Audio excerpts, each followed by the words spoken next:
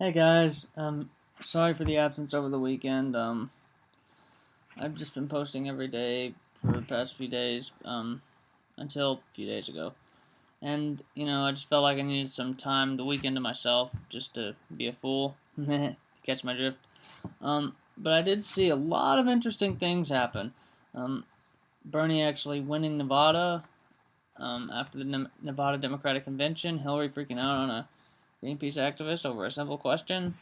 Um, Bernie in the Bronx, which I love that. Man, just all these hashtags. Bernie gaining momentum in Wisconsin, likely to win now. Really good stuff. But I recently took a look at TYT and they exposed something really big that I need to talk to you about. And it's my first time seeing it, so bear with me if I can't explain it properly. They exposed something called the Hillary Clinton Victory Fund. And the fund was started, guess when? When the votes were being cast? No. In February? No. January? No. Back in August. Yeah. So what they're doing is more horrendous than I ever could have thought. This could unfairly ruin the Sanders campaign, and Bernie Sanders supporters have the right to protest. So what they did is they took a court ruling from 2014 and basically made it to where they work with 33 of the state's Democratic parties, who can then put $10,000. They can donate $10,000 and put it into Hillary Clinton's pocket. With this court ruling, she could only have a $10,000 cap, but before the court ruling, you can only have a $10,000 cap. But with the court ruling, as Jink from TYT explains, Jink Uger, and the article on CounterPunch, I know I'm hesitating a lot. I'm just trying to process all of this, but just by yourself and before the court ruling, you could only have like $10,000 in your pocket. But if you allocate money from your spouse and you work with 33 state Democratic parties, you can get, as Jink puts it, I think it's, quote, a $1.3 million cap. Yeah. And it also explains why some of the superdelegates in these states are backing Hillary, even in states that Hillary won. So superdelegates, your job is to vote based on the will of the people. The idea of superdelegates is very undemocratic, and but if you're going to do something undemocratic, you're going to represent everybody else and not yourself. That's the ruling.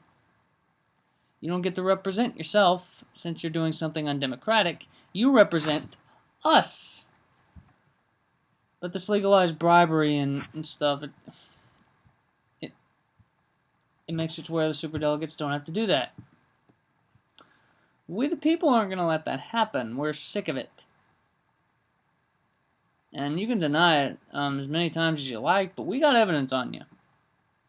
If you're a bad superdelegate who doesn't switch when you're supposed to switch, when a candidate has a majority of the pledged delegates, it means if Bernie Sanders gets and more pledged delegates than Hillary and you don't switch, you're in a lot of trouble. You'll be in a lot of trouble. The people will speak up. They will not vote for Hillary. And I'll bet you some of them, if they can't get Bernie in, I'll bet you some of them will be chanting for Trump. And we really don't want that. They're not going to vote for, somebody who works for the establishment. We're not going to vote for an establishment politician. So Hillary, if you're if you're watching, you're listening, you're the establishment, and we're not voting for you. You're trash. Garbage. You're a schmuck. Legalizing this kind of practice and putting a victory fund into place months before a vote is cast, that ain't democracy. You don't represent democracy. You're corrupt. Look how much money you've been taking. You took millions and billions of dollars in campaign donations from fossil fuel, from Wall Street. And it's true what you said, Obama did make more, but you still took money from Wall Street. And I believe, as many do, that you would wreck a lot of the good things that President Obama has done, even though you hide behind him. So, guys, this victory fund is atrocious. And the fact that they put it in place as early as they did and worked with 33 of the state parties to just, declare that the superdelegates, no matter what happens, are going to vote for Hillary Clinton, that is obnoxious. That is not going to go over well with the people. They're going to fight as long as they can to have a fair vote. You're not going to take away their voices. People in Arizona are still fighting for that. People in Arizona are still fighting for a fair vote. So, yeah, it doesn't matter. It doesn't matter if you pass dark money in politics there, or if you legalize bribery, whatever. We won't be silenced. It's 2016. We got the age of the internet. We will not be silenced.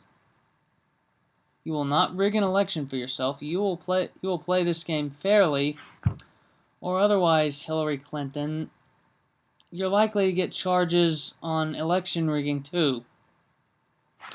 What are you gonna say against the FBI? You gonna tell them shut up? That ain't gonna work. You don't tell the FBI what to do. They do what they want. And if you refuse to cooperate with them, then at some point, you're likely gonna have even more charges on you. A refusal to cooperate charge, at least with the stuff you've possibly done, a refusal to cooperate is a serious charge. That's just common sense. Best thing to do when you're in any type of legal custody, whether it be police or the FBI, is to cooperate. You're dismissing the idea that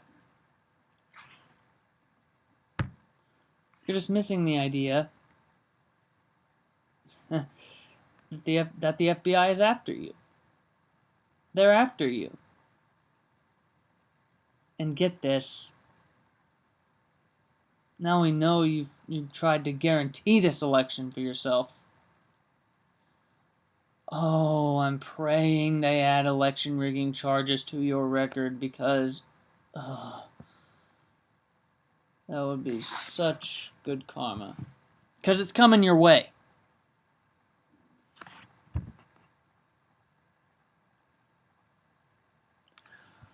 I guess all I can say now is the political revolution is coming at some point, whether Bernie wins or not.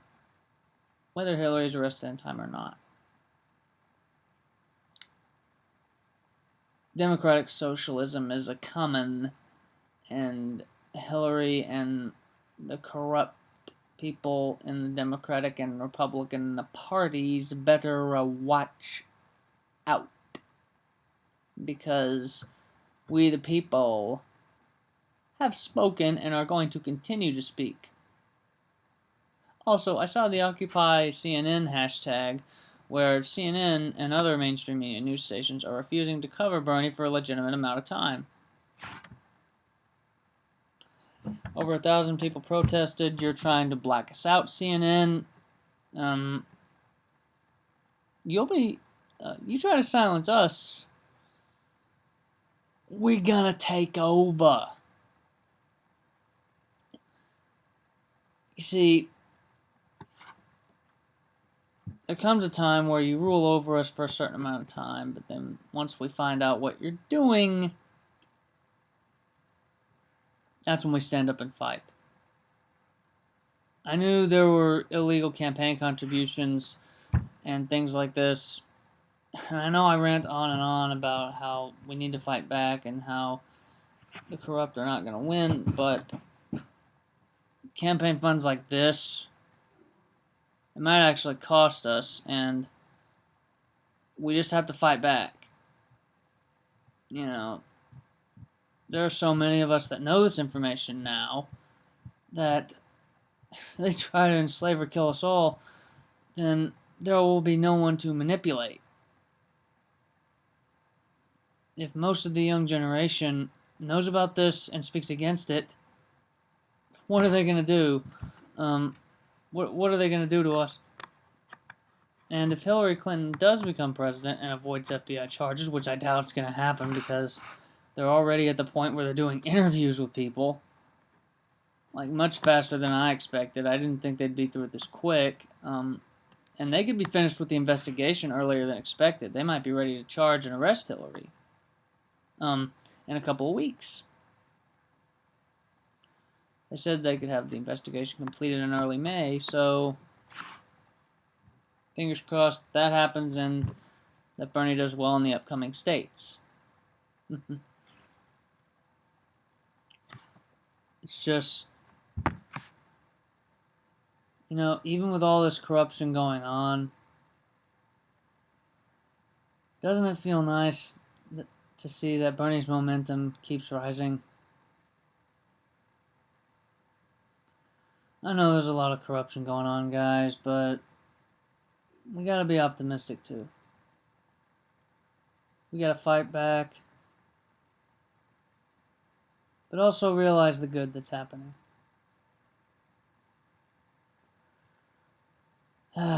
Bernie's getting so much momentum, and even with Scott Walker trying to suppress the vote, Bernie's doing really well in Wisconsin. And even Nate Silver said he's got over a 70% chance to win. That's amazing.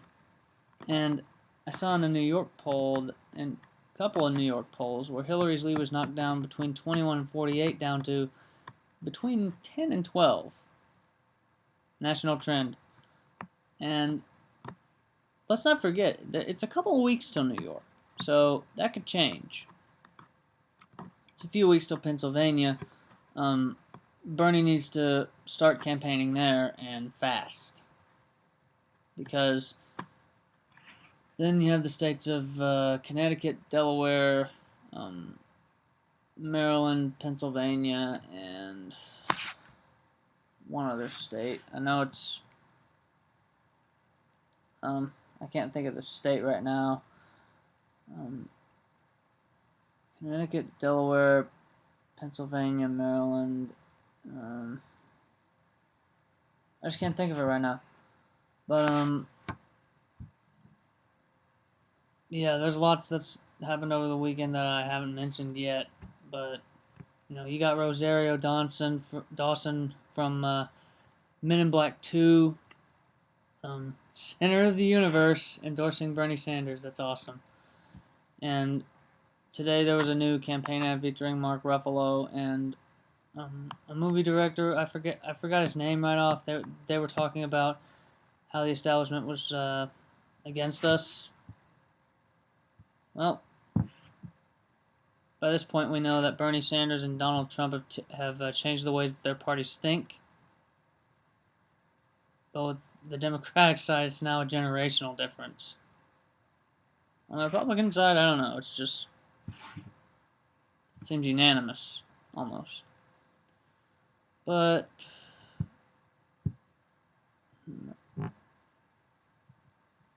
wow, just sorry, I'm thinking just how far Bernie's come. You know,